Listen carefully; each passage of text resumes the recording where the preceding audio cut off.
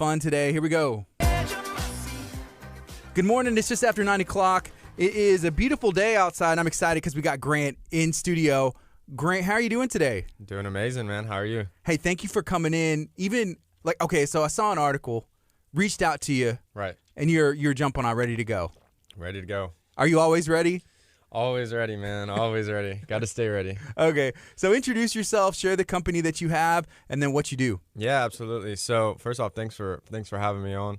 My name's Grant Mitterlehner. Originally from Houston, Texas. I have a company named Mitt Group, and we're a residential and commercial solar company, headquartered out of Houston. We're actually all in right now every major city in the state of Texas right now. We're really focusing on growing a bunch, but we essentially just do solar installs for people all over Texas, and help people save money on their utility bills. And I guess everyone around here experienced the crazy storm that just happened, and I actually got stuck in Austin, but sideways snow and cold weather and everything like that. So it's pretty cool. We had a lot of people that we've done business with and helped, and they had power the entire time. That's what I was going to say, because I had some neighbors in a Facebook neighborhood group say that they were actually sending power back. They had their batteries charged at their house, sending power back to the grid. I don't understand how it all works, but all I know is they had power. Yeah, absolutely. So it's super cool. So there's two ways to kind of do it as far as solar goes.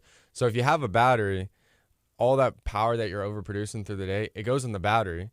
Next thing you know, anytime you need it, if we have a crazy blizzard in Houston, which probably won't happen for another 20, 30 years, hopefully, but it'd power the entire home. You'd have power just like you normally would. Even if you didn't have a battery, what's cool is a beautiful day like today, you overproduce a heck of a lot more power than you need. So it actually goes back onto the grid, and they actually buy it back from you. So I have buddies and friends and people that we've helped that they've gone solar, and they literally look at their utility bill and see negative $50, negative $20. And so it's crazy to even think about because how much utility bills are here, but it's pretty cool. Yeah, I saw someone say that they were producing enough energy to power 6 houses on the street. Really? Yeah, that's what they said. And they powered, their batteries are charged, sending it back to the grid. Yeah. And they're really helping because, everybody in Galveston County, I think it was 95% of people were without power. Oh, yeah. It was crazy. It's something. It felt like, in a way, we've all been through hurricanes down here. And, hurricanes, you end up evacuating, or you come back, and, the first, week or so is just everything shut down, and everything's, it's hard to get stuff. It felt like that, but just super cold, and it was the craziest thing. 70, 80% of our employees all had no power, had nothing, was just stuck. It was just crazy. How about the affordableness of this? It's an investment. Absolutely. You're paying something up front and then you save money. How does that work? Yeah, so before I got into solar, when I was out in California, I saw it everywhere, and I was like, man, this has to be, those Hollywood people that are just super rich and want to help the environment. And that's what I assumed it would be. But it was interesting. Now it's become so affordable, and, middle-class America, there's not a person that owns a home that's going to stay in it more than 5 years that shouldn't be getting solar, because it makes legitimate sense. And what's cool is the government's paying for 26% of it. So people are getting 7 to 10 grand back for going solar. There's no money up front, and the payment for solar is actually less than what you're paying for the utility bill. So what's cool is literally the savings you're getting from your utility bill is paying for the entire investment. It's not affecting your budget. And then what happens is people pay the system off in 5 to 6 years, and they're done. Forever, people can pay off their homes, they can pay off their cars, but they can't pay off their power. And they're always going to pay for the utility bill because it's hot as heck in Texas, and you need your lights, you need your AC. So what's cool is it gives people an opportunity to pay everything off and own their power, and get paid for it a little bit too. What does it do to the resale value of a home? Let's say someone's at a house for 10 years, and then they're outfitted for solar. Is that something that they have to leave there? Could they take a portion with them? Yeah, so you own it. So you could absolutely take it to the next house. I usually recommend, so I've seen this firsthand just with people we've helped, and then just all over the country. It typically adds anywhere from about $15,000 to $25,000 of equity. It depends neighborhood to neighborhood, but it adds a considerable amount of equity to your home. And what's cool in Texas, so different states aren't like this, but it actually not only does it increase your home's value, but because it's an attachment and something that you can actually move, it doesn't increase your property taxes on the way up. So if your home's worth 300 grand, now it's worth 330, you're still going to pay property taxes on your 300 grand. home value, and you can absolutely resell it. Because, and often what we say is that it ends up helping people sell the home faster because you're walking in and they have no bill, you know? Yeah. So it works out pretty good. Yeah. Okay, so let's kind of work backwards. I saw that y'all were named one of the best places to work. Yep. I mean, okay, so what does that mean to you? Where y'all have an office in Houston? You have other offices, and I guess how many people do you have working for you? Yeah, so we have about, I think, 25 people right now, primarily most sales, and then we have some back-end operations, finance, my admin, stuff like that. But anyways, yeah, so we're in Houston, Austin, and Dallas right now. We're growing fast. And as far as like the best places to work, that was done by the Houston Business Journal, so shout out to those guys. So that was a really big honor. What's cool about that is it's not something that I can't like make a phone call or know someone inside to get that one. Yeah. What's cool about that is it's, we got nominated. Someone nominated us, which is cool. And they actually send a direct survey to every single one of my employees. And I don't get to fill it out. I wish I could have. Maybe it'll give us a better rating. Yeah. No, but in all seriousness, so they send it out to all of our employees. And what's cool is, I mean, you're at the mercy of whatever they say. Right. So I don't get to see like, oh, he said this, she said this. If they say good things, they say good things. If they say bad things, they say bad things. And so it was feedback from the company. And so we got a really, really good rating, which is awesome because I work with really, really great, talented people. And so we're able to get on it. It's really cool. Why do you think people enjoy working with you and for you so much? Man, I don't know. I mean, I think the best thing is like we try to create a culture where, where there's no bureaucracy in the organization. I mean, man, I can imagine everyone. There's so many people listening, people that we talk to, that they're in these companies, and no matter how good they are, no matter how long they've been doing it and everything, you got to know someone to move up. It's very political. Yeah. There's a lot of just stuff involved.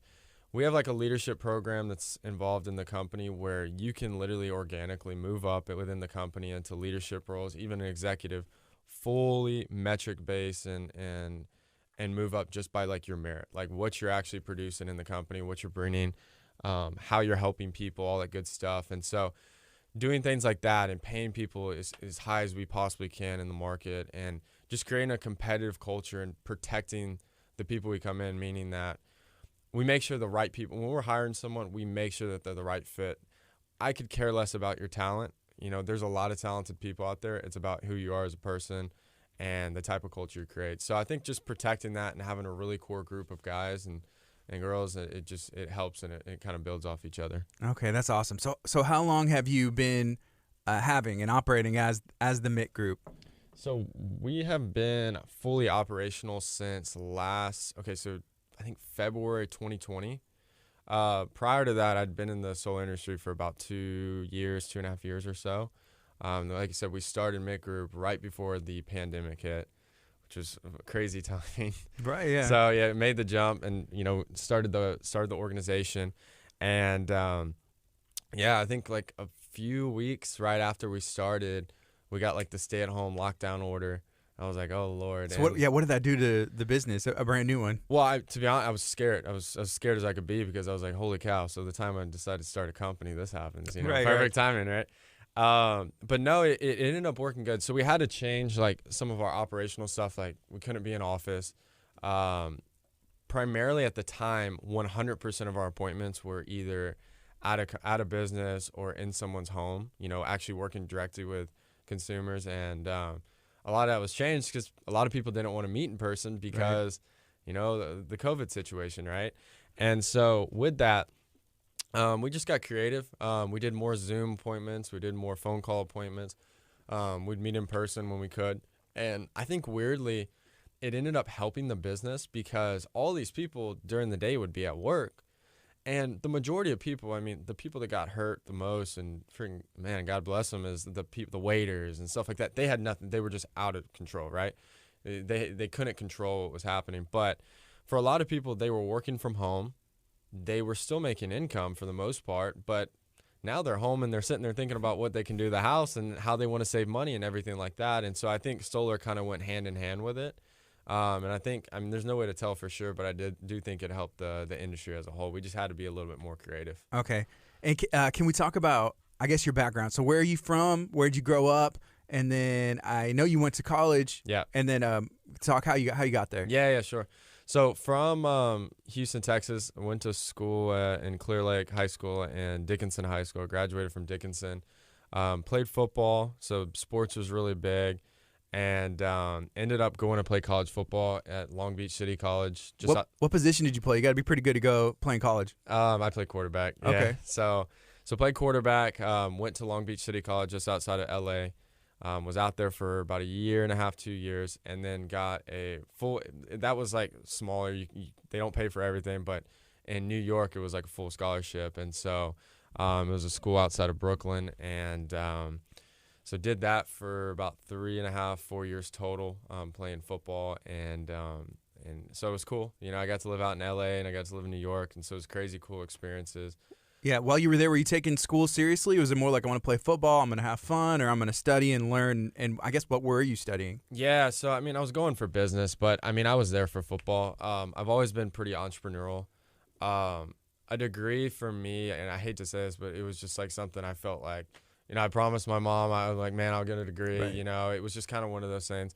I was always, so like when I first got to California, I immediately got into sales, and I started, because I redshirted my first year, and I was just full hands-on, focusing on sales and focusing on everything like that. And I was just learning a lot. You know, school, if I'm being honest, I did what I needed to do to get A's and B's and maybe a few C's and make sure I got a solid GPA. But I was more so focused on just like developing my skills in business and in sales and in leadership and focusing on football, because the thing I kind of picked up quickly was, you know, I was going to learn a heck of a lot more by figuring out like who's really making the biggest moves in the world. And like what's cool is I mention this all the time, I think it was in the article actually, is, you know, we have the power and the knowledge of now the best minds in the world literally in the palm of our hands with our phones. Mm-hmm. And it's crazy because you've seen all these things with investing and everything like that. There's now a phrase, the retail investor, and that's the normal person, everyday person, not a guy on Wall Street or anything like that. Same thing for anybody starting a company. You have all the access and knowledge that you could ever need on the internet, which is crazy. And it's starting to level the playing field. And so just when I was out there a ton, it was a big growth stage for me. There's a lot of great times, a lot of stressful times. But it gave me an opportunity to really focus on developing and harnessing skills. So I knew eventually, you know, a time would come where, you know, I could go all out in business. Did you want to own your own business? Like even in high school? Like that's the idea was to own? Absolutely. Yeah. I mean, in high school, I was flipping Jordans and shoes and selling stuff online and doing all types of stuff. So yeah, I think it was just pretty instinctive to want to own my own business. The hardest part was, you know, when you want to do that, you're like, man, but what do I want to do? Like, I feel like everything's been invented already. Like, how am I going to invent something? I'm like, man, I'm not a Zuckerberg or Elon Musk. Like, I don't have a mind like that. But I know I was a good leader. I was naturally pretty solid at sales, and I feel like I had a good vision and everything like that. So I knew the thing I always told myself was, man, like, it'll come. It'll come. The opportunity will come. The idea will come. The situation will come.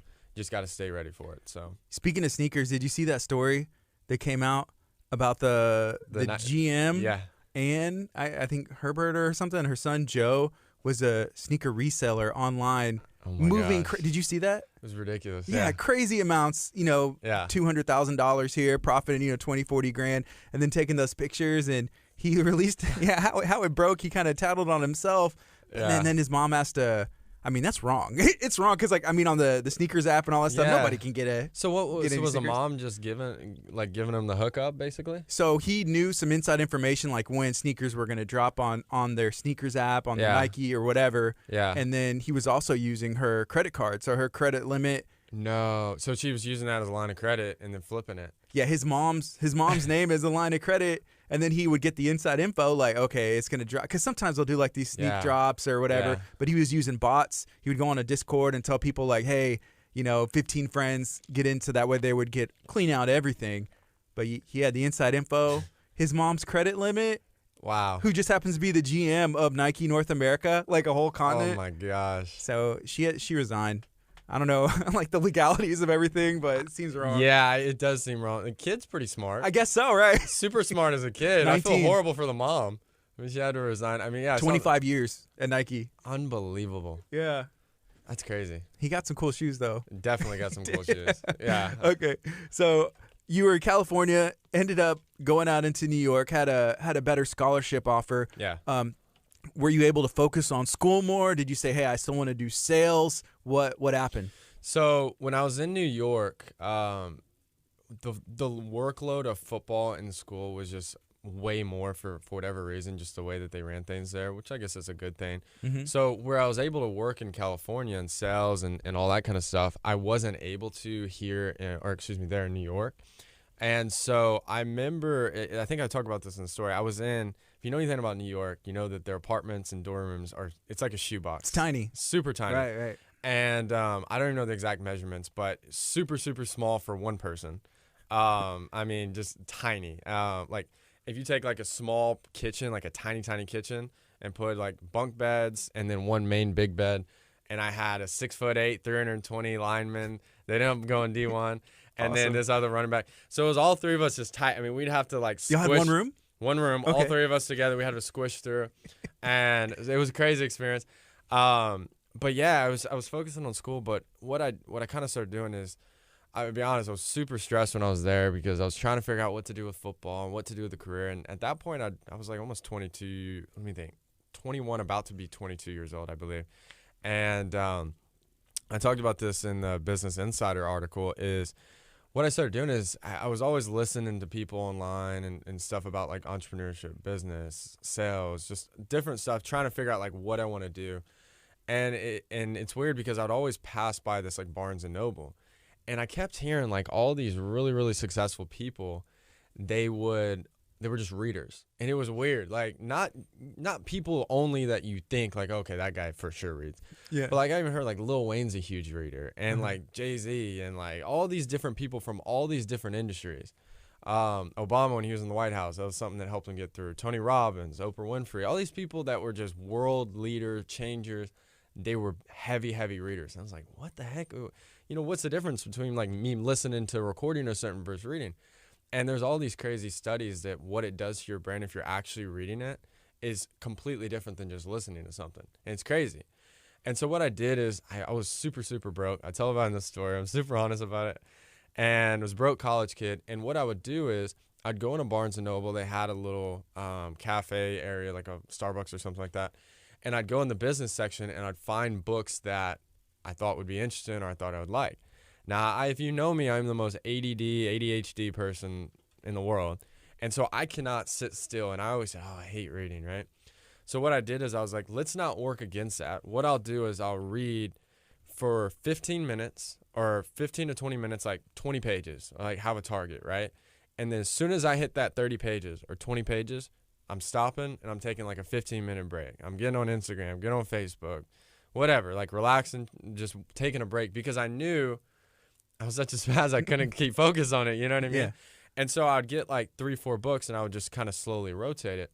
And there's this book I read called The Compound Effect, and it's an awesome, like, you know, to the point book about, you know, like how to really move up and be successful. And it's not raw motivational, which I'm not really into. It's just practical steps to really move up. And what it kind of talked about is like the small daily actions you do every day. So like, for example, if you have a 30-minute commute to work every day, instead of listening to music the entire time, for just 10 minutes, listen to an audiobook, listen to something that's going to really help you in your business. Just 10 minutes a day. Just do this for like a small period of time. And over a 3-4 month period, you typically don't see a ton of results. But what happens is those actions slowly compound. And while that other person wasn't reading anything at all, yeah, they didn't read 15 pages a day, but you read only 15 pages every single day. By the time a year or 2, 3 years pass, you've accumulated a lot of knowledge. You're a completely different person. You're well-versed. You know all this different stuff. And you didn't just work your butt off and do all this extra stuff. You actually kept it simple. You just only did little things right over and over again. So that's kind of what I started to do. And what I started noticing is about 6 to 10 months later, I noticed I was carrying myself a little bit different. I noticed people kind of started treating me a little bit different. I noticed I was getting more and more creative. I started trying to do this and starting this and doing these things. And I noticed all my football coaches going, man, like dude, you're going to do really well in business. And I wasn't even talking. It was the weirdest thing. Like, I don't know if they sensed it. I don't know if it's the way I have no idea. I have no clue. I wish I could tell you. But it started to really pay off. And so I think that's what it kind of started guiding me in the right direction. So by the time I got back to Houston, I was ready to go. Okay. Wow. That's pretty cool. I like that. Was there a book that was so good that you scrounged up the money, being a broke college kid, as you said, to buy it, or you went back later and said, I just need to have a copy of this? Yeah, Think and Grow Rich. Yeah, by Napoleon Hill. So I tell everybody, if you, before you learn anything, before you, figure out, like, let's say you're trying to figure out where you want to go to school, what career path you want to do, before you do any of that, I think, and if you think about all the different things they teach you in school, they've never taught us how to think. It is unbelievably hard to control your brain. So hard. I mean, I have to work on this every single day. That's how hard it is, because I know I'm not good enough to just work hard and do random stuff. You know what I'm saying? Mm-hmm. And so Think and Grow Rich, it teaches you how to properly think the right way. And if you learn how to think the right way and how to control this however many year-old brain that we have, then you can learn how to organize it and kind of get it to go in the direction that you want to go. Then if you want to become an engineer, then if you want to be in sales, then if you want to be an entrepreneur, then if you want to be this, you now know how to think and process things the right way to give you the best chance to succeed. When you say learn how to think, you mean like organize your brain, or what do you mean? Yeah, so like the way to process things. So I can go in so many different directions with it. So like the way to think so think about this. So our human brain is meant to do one thing, and it's to survive. So if you think about it, me and Gardy don't have to go fight off a saber-toothed tiger to survive and bring food back to the village anymore, right? If me and Gardy want food after this, we can go get some Mickey D's. We'll have it in 10 minutes from now, right? We can go to HEB. We don't have to go hunt for something. We have a steak. We can grill it. We're already going to have it, right? So because that's the difference, your brain is still like, oh, Gardy, I got to survive. I got to survive. I got to survive. So instead of worrying about a saber-toothed tiger, your brain starts worrying about, oh man, now what if I don't make rent? Oh, what if I lose my job? Oh, what if my girlfriend breaks up with me? You know, it just, like, let's say you're like, man, Grant, I really want this F-150. I've been thinking about getting it. I really want this pair of sneakers. I really want to go on this trip. You notice, like, right after you have that conversation, what ends up happening is everywhere you go, you see it. Mm-hmm. Like, you can't go, you thought nobody had this one type of F-150. You find out everyone has them for some reason, right? Or this shoe is everywhere, right? And what it is it was probably there just as much as it was before, but your brain, you've told your subconscious to focus on it, and now it's just filtering and picking it up. It was all there before. Now you're just showing and telling your brain to pick it up and actually view it and see things that way. So it's the same thing in life. You got to control your brain and teach your brain what you want it to focus on. And it is so dang smart, I promise you. And it's unbelievable what you can actually do, your brain, what, like, the true power of it when you get it to focus on the right things. So is that a book that you read in New York? Did Absolutely. You find that one in New York? Yep. First time. And I would read it, like, I mean, honestly, I like listen to it or read it almost every week, just continually. Really? Just over and over again. Yeah, because I'm not good enough, man, to just show up. Like, hopefully some of you guys are listening, but I know I'm not. Like, I wish I could tell you guys I just work hard and I just really spin around in circles and hope that everything's going. You have to have calculation, and you got to have strategy with everything you do, or you get beat. I mean, it's too competitive. Have you always been, I guess, motivated, a self-motivated person, like even from a young age? Yeah, no, for sure. I think sports kind of goes hand in hand with that. That's why I think sports is such good for life and business, because you learn how to be on a team, you learn how to compete, you learn how to deal with failure. Being a quarterback, I mean, obviously I didn't make the NFL or anything like that, but I was Dickinson Gates. Tough place to play quarterback because everybody's got opinion, you know what I mean? Yeah. And they're amazing people. It's amazing talent. But, I mean, I've been hero, zero in a one-week basis, you know what I mean? And so you learn how to deal with criticism, and it makes you tough. It helps you deal with stuff. And so that's the biggest thing is just, learning how to deal with all that.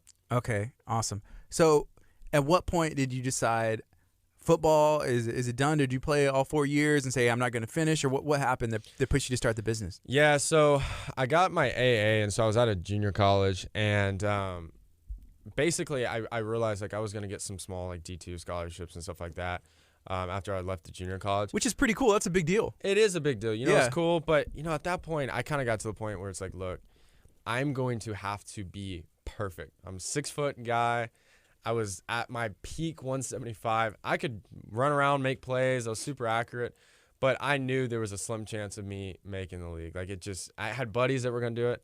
I had to work overly hard to be really good at football. It didn't just come natural. Like there's some people I know, they've never lifted a weight in their life, and they go out there and they're just unreal. And I wish I was like that, but unfortunately I never was. But I was always really good or solid, you know. But what I realized is like, man, like business is what I need to be focusing in. Like I don't want to play football as a hobby anymore. I'm not 19 years old. I'm not 20 years old anymore. I'm 22. I'm literally a grown man. I have no money. I got to figure something out. And so I was like, you know what? I'm going to go ahead and transfer back to University of Houston. It'll give me an opportunity to, you know, work remote. I know people in Houston. I was like, man, go back and live with my mom. I literally slept on my mom's couch for a year. And I was like, I'm just going to save up everything. Then I'll get an apartment in Houston, figure everything out. Where's your mom living? She lives in KHEA. In KHEA, okay. Yeah, so she lives in KHEA. And so moved back, and I was going to go to U of H. Got to U of H. At orientation, the counselor or whatever already knew my name, which kind of scared me. I was like, why does she know my name? And it's because none of my credits transferred. So I was, I was literally supposed to be a senior, and it went back to literally like, hey, so like you're a senior on paper, but at U of H you're a freshman. And I'm like, wait, what? So y'all waited until I got accepted. We did the whole like entrance and everything, and so that doesn't make sense. It doesn't make sense. It was crazy. I was like, well, this was a complete waste of time. So I tried to go for a semester, and they wouldn't accept any of my credits.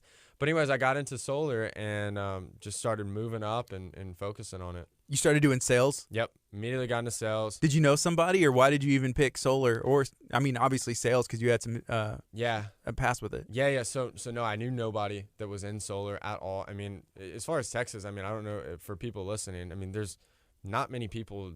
Now it's growing, but there was nobody I knew in solar. Like, I wish I had some cool connection. I wish someone in my family knew someone.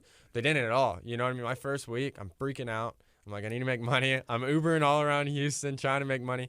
In between rides, what I would do is I was like, I need to make $100,000. That's my goal. I was like, I'm in sales. That's what I wanted to be in. And I was like, I got a knack for it. I got to figure out a good vehicle to do it. And so I applied to jobs literally between rides. I got like a couple interviews, interviewed the following week, got a job in sales, and then I was off to the races. What was that like, that transition? You know, full-time sales. I mean, if you sell, you make money. If you don't, I guess you're not, right? Yeah. No, actually, I mean, it's instinctive, man, because, I mean, that's how I was in football. You know, you get, obviously wasn't getting paid, but you get rewarded for the value you bring. That you can talk about. Yeah. No, I'm just kidding. Yeah, that's true. But now, like, but yeah, no, absolutely. Like, you know, sales-wise is you got to produce to succeed. And so it's a good setup for running your own business and everything like that. But yeah, got into sales and moved into management and director and VP and just kept moving up. So at the beginning, did you realize I'm going to maybe start my own solar company, or I'm going to just see where this goes in this company? No, so I mean, I didn't think I was going to start necessarily a solar company. I knew eventually I wanted to own my own business. I didn't know what it was. The first thing I needed to focus on is getting in the right vehicle that can give me the opportunity to learn the things so I can get there. You know what I mean? It was always, to me, I always felt like it was inevitable to eventually get a situation that really works and it's great.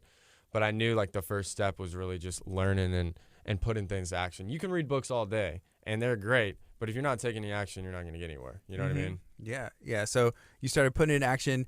What pushed you to, hey, I'm going to start the MIT group and I'm going to go out on my own? And that was, you said, right before the pandemic. Yeah. So I had the company I was working for, I'd moved up a bunch. And at that point, I got offered like a VP of sales role, and I was going to run sales for the entire company. So however many people we had, 60, 70, 80 people, sales reps directly I was going to be responsible for. And I kind of realized I was kind of outgrowing the business that I was working for, the company. And I kind of just started, like, I was like, man, I just have a knack for it. And there were some operational things that I didn't care for. And I felt like, you know, the people that were working there weren't getting paid as much as they could. And I just felt like there were certain different things that I feel like I could have made a bigger impact if I was able to run, because I had a goal of having a really good culture and a really good environment that could give people the best opportunity to succeed. And I was going back and forth. I kept asking all these different people advice. And a lot of people was like, you know, this is a great opportunity, Grant, keep it. Yeah. Blah, blah, blah. And they're right. You know, they weren't wrong. But it's weird, I always say trust your instincts. I had this like weird gut feeling. I couldn't sleep. I'm like, something tells me you need to do it. Like you have to. And I remember I asked someone, they said, well, Grant, if you keep getting that, you need to do it. You need to do it. And I was like, you know what? I can get a solar job at this point anywhere. If I completely fail and it's whatever, I lose all the money I started in it. It is what it is. You know what? I did this in a year. I was on my mom's couch literally almost 2 years ago prior to that. I'm like, can't get worse than that. Honestly, the couch was pretty comfy. Yeah, it's not that bad, really. I was like, you know what I mean? And I'm sure my mom will move in, you know what I mean? And then I'll get another job. So I'm like, man, I will be fine. There's another job waiting on me. So I'm just going to say, you know what? Like, let's jump. Let's make it happen. The worst thing that happens is I go get another sales job or a management job in another month or two, and I know I'll figure it out. But I don't want to think back 5 years from now and going, dang, I should have freaking done it. What if? What if? You know what I mean? And so I took the leap. Okay, so Business Insider listed 5 different things, how you got from that place, saved up money, and were able to start your business. Can we go through those 5? Yeah, absolutely. Yeah. So, and then later I want to ask, how did Business Insider just reach out to you? I'm just interested in that. That's really cool. Yeah, they just reached out. Yeah. I don't know. Yeah, I mean, I just put a bunch of stuff out there, and she saw something, looked up, and wanted to do an article, I guess. So cool. That's awesome. So the first one that they list is you need to find a job that fits your needs. Yep. Okay, so this is the best way I could put that one is you got to pick the right vehicle. If you want to do anything business or entrepreneurial, or you want to do well financially, stop focusing on this like perfect little fantasy land of, oh, this is, this makes me feel good, or this is my dream, or this is what I'm good at. Instead, like at first solar was not my passion to start with. Yeah. I never woke up one day and was like, man, I have a passion of selling solar panels. Now I'm passionate about it because I've learned about what it can do and helping people. But the first thing is, if you're in the wrong vehicle, if me and Gardy have a race tomorrow, all right, and let's say I'm the best driver ever, and Gardy's like solid, right? But Gardy's like, you know what? I'm racing Grant. I'm going to get a Ferrari, and I go out and I get a Honda. No matter how good of a driver I am, Gardy is going to blow me out of the water. Why? Now, is there a chance he could wreck? Yep. Is there a chance he could have engine failure? Absolutely. But I'd much rather risk engine failure with a Ferrari than a Honda if I'm racing someone. Yeah. So that's the biggest thing is pick an industry, job, sector, or business that if you succeed at a high level, you have a unbelievably high earning potential and you have a chance to do really well. There's a chance that you may not do well in anything. You might as well pick a right vehicle. And sales has a lot of upside. Yeah. Really, because it just depends on how well you do. Yeah, no, absolutely. Yeah, I can control it. Yeah. You know what I mean? Like I knew I could fail, but I also knew I could be really successful. And so that gave me an opportunity where like I couldn't go get a 6-figure job at 22, 23 years old. Like I just knew it's too difficult, just salary. But I know that a company would pay me that much if I could bring them that much value. Because if I'm making that, the company's making a heck of a lot of money too. Mm-hmm. You know what I mean? Okay, so the second one, you didn't increase spending, and that seems like it would be hard for me, for most people. Yeah. Right? I learned my lesson when I was in California. I was first in sales. If I had $1,000, I had $1,000 to spend. I mean, I was as dumb as can be. Luckily, I'm not like that now. But yeah, what I did is I was like, man, I have to save money. So it's hard to save your way to money. Save your way to wealth. So you got to save and invest it. And, just spending money on stuff that isn't going to pay you and isn't going to make you money is just not going to work. So, and like I said, I had a goal of getting out. So, especially in the short term, especially when you don't have a lot of capital and you need to invest it, you spending money on unnecessary amount of shoes and clothes and trips and this is only going to slow everything down because you don't have the buying capital to be able to go, oh yeah, this trip is no big deal. These shoes are no big deal. You can do that when you're wealthy, when you make a lot of money. But when you're starting off, you need every dollar that you can to save and invest it. So stay humble, you know what I mean? So I stayed on the couch for a year and then just saved every single month. Yeah. Okay. So number 3 says separate your money into different pots. Yeah. So I'm very I'm naturally would be a spender. I like nice things. So what I do is I like kind of control the psychology of it. So like let's say you get paid, let's say $5,000, right, in a month. The second that hits your account, if you're W-2, the taxes are already separated. But if you're 1099, then you'd have to separate the taxes. So immediately I put the taxes 30% into the tax account, right? Next, figure out what your operating costs are on like whatever, like let's say you get paid biweekly, figure out what your operating costs is on a biweekly basis. Immediately, let's say it's out of that $5,000, let's say taxes. Okay, so tax would be $1,500 on that. So that would be what, $2,500 left? I don't know. I'm not good at math. I was going to ask you after this. I was like, you must be good at math. 30, okay, there we go. $3,500. So you take away. Okay, so you got $5,000. $1,500 goes to taxes, right? So you got $3,500 now. Let's say you need $1,000 for operating expenses. That means immediately, okay, I haven't spent a dime yet. That $2,500, I'm immediately moving to my savings account, right? So the money that I have and I operate with is that $1,000 for that 2 weeks. Now you do whatever you want, you eat whatever you want, but it's got to be within that $1,000. That savings money that you put in there is not, almost look at it as not even yours, right?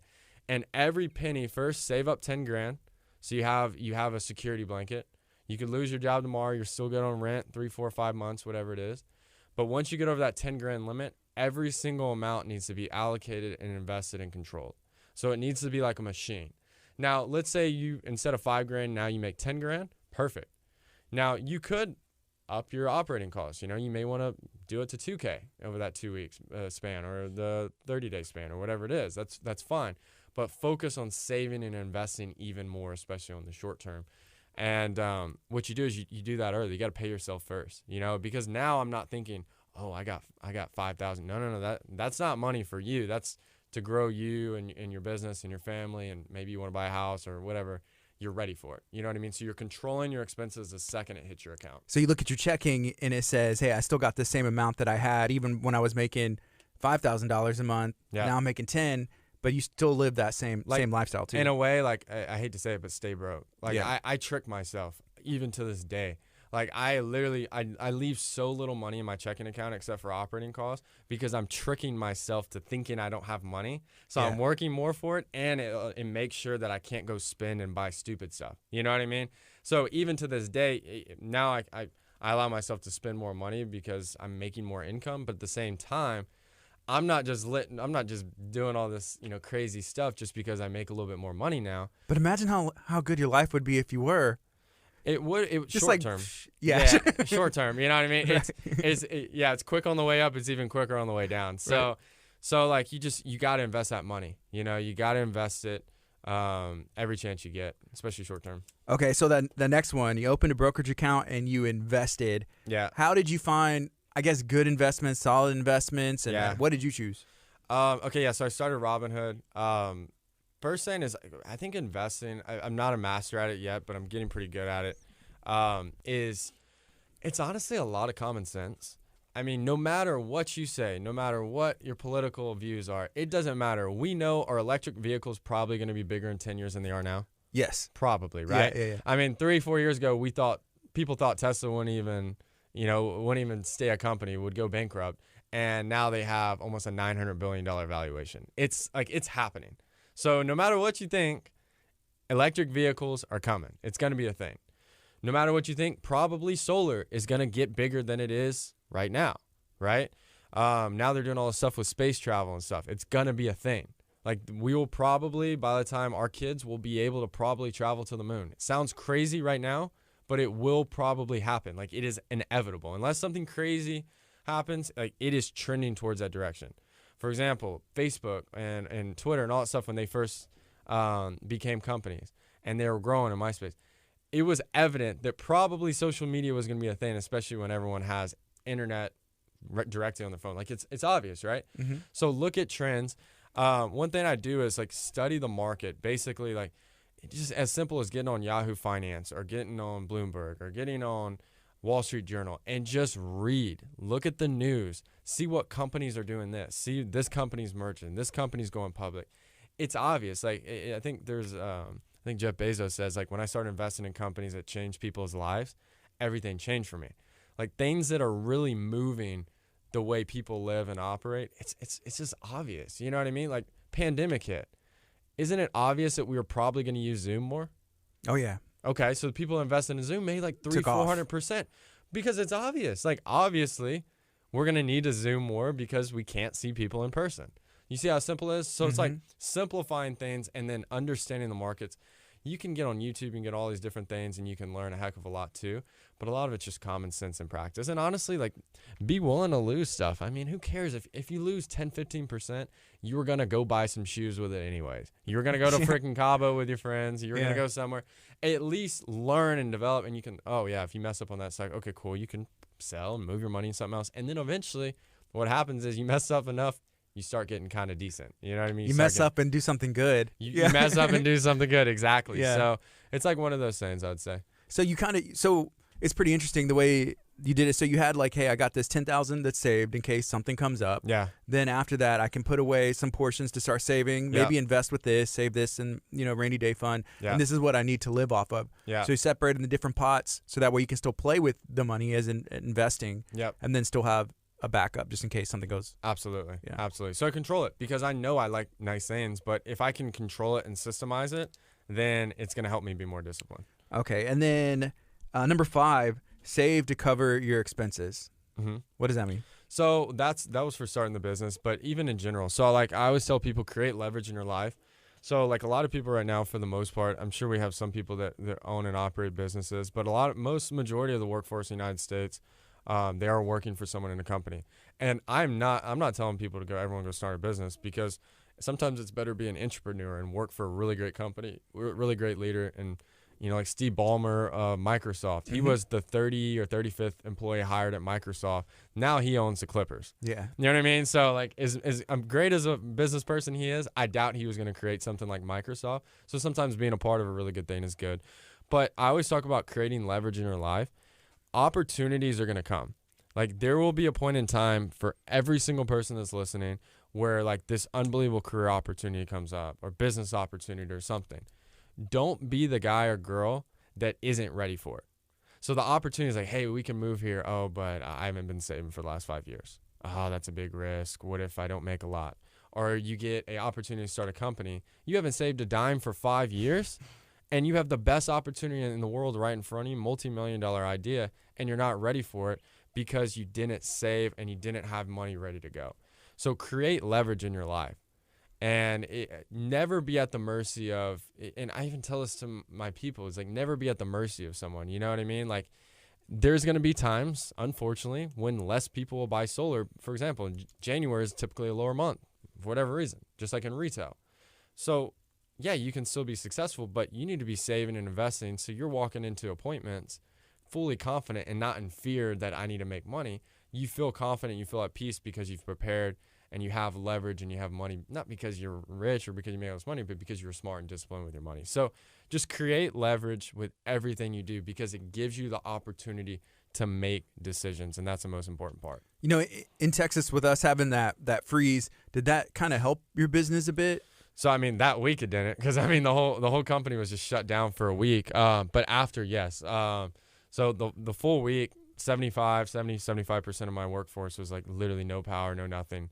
But that next following week, I mean, like, dude, I told him, you got to get solar. What are you doing? You got solar. It's exactly right. Like, literally, as I'm sitting here, I've probably gotten like 50 leads of like people just sending information to get solar. So sorry I haven't called you guys, or sorry our team hasn't called you guys. We'll get to it in a second. So we got to end this so we can go make some money and get back to it, right? Yeah. No, but in all seriousness, so but yeah, it boomed. Like, last week was crazy. We're in unbelievable amount of appointments a day. We have tons today. So yeah, tons of people are interested in thinking about solar because of it, and it makes complete sense. Okay, so there's one final thing I think that we definitely need to talk about. Yeah, that's like your personal goal. So you you started your business. It's all laid out in Business Insider. It's really awesome to read. So make sure you go check it out. Yeah. Does it stop there? Are you happy? Say, hey, I got my business. Just let it naturally grow. See what it does. Are you setting goals still? And what's the plan? Yeah, absolutely. No, yeah. So still a lot of things to work on. So I'm trying to scale the solar company like nationwide for sure. We need to this year 3 to 4 times what we did in sales last year. As far as not only that, but we're going to grow that company, grow it as much as possible. And I'm also starting a blockchain company. We're going to do crypto mining, which is crazy. I did that like 3 or 4 years ago through a company, and it was a great investment. It turns out, yeah. No, it's awesome. But that one shut down, so I'm gonna have to check yours out. Yeah. So we're gonna do we're gonna mine like Bitcoin and Ethereum, and we're gonna have like warehouses. I'm gonna have warehouses full of tons of machines that are just mining this stuff. It's unbelievable technology. So that might be the big deal, the big break. But the biggest thing is, like I talked about vehicles, like I'm utilizing these 2 vehicles. Now the crypto thing that's going to be starting will be operational about 2 to 3 weeks, and then continue to develop and grow the solar company so our people do well, and so we continue to grow. But it's also going to lead to other things. So once we develop those things, it's just going to lead to another opportunity. I always say there's a $1 billion idea. It'll come. Like there will be some type of investor. I'll meet some type of person, but I promise you I'm going to be ready for it because I'm not going to get cocky. I'm going to stay humble. I know I can lose it all and not that much time, knock on wood. But that's kind of freeing because it lets you become fearless, and it helps you prepare for it because, like I said, the opportunities will come, and then that's when we'll have more businesses and more ideas and stuff like that. How about you on a personal level, like as far as like your net worth? Is there any goals you have? Yeah, I mean, obviously we want to get over 7 figures and stuff like that. But, I mean, just the biggest thing, I mean, that's great. More so I just want to make a bigger impact. You know what I mean? Help. More so that is if you can focus more on helping other people around you become really, really successful financially, I promise you'll be all right. You know what I mean? So the main thing right now is just really developing these companies, making sure everyone that works in the organization and just is around or friends with it could be listening and stuff like that, you know, I can give them at least like something that I've learned along the way. Because I tell people all the time, like, I wish I could tell you some secret sauce. I wish I could tell you that I knew somebody and all this kind of. It's not true at all. I just mess up so many times. I'm slowly starting to figure it out, and I still mess up daily. So it's just more so focusing on that. And you have a podcast that just started. Yeah. How can somebody find it? What's it called, and what are you talking about? Yeah, so it's called the Grant Mitt Podcast. It's on Spotify and Apple Podcasts. So yeah, I'm on episode 3 right now. So I guess episode 4 will be on Friday. But yeah, just simple like business, mindset, psychology, a lot of stuff that we talked about here. But yeah, just stuff like that. And so anything, and it can be anybody. Like you don't have to be starting a business. You don't have to be in sales. Just like strategy and how to kind of win in life and be able to make it happen. That's awesome. Is there anything else you'd like to share this morning? No, I think that's it. I appreciate you having me on. Anybody that's watching it, if you guys are interested in solar and stuff like that, we'll be more than happy. I'll do like for anybody that is listening that sends in stuff online, we'll give you guys a $1,000 rebate. Basically, like we'll cover, I don't know how many payments that is. That's anywhere from 6 to 12 months of basically free solar that will literally, like after you guys installed, we'll cut you a check for $1,000. Just tell our sales rep or our team that I sent you from the radio. So we'll do that for anybody interested. And other than that, that's awesome, man. Thank you. Yeah. I may have to take you up on that myself. There you go. There you go. All right. Thank you for joining. This is KHEA Radio 99.5 FM. All right. Hey, Facebook, again, feel free to share this out. If you have any questions, you can ask. Just a couple of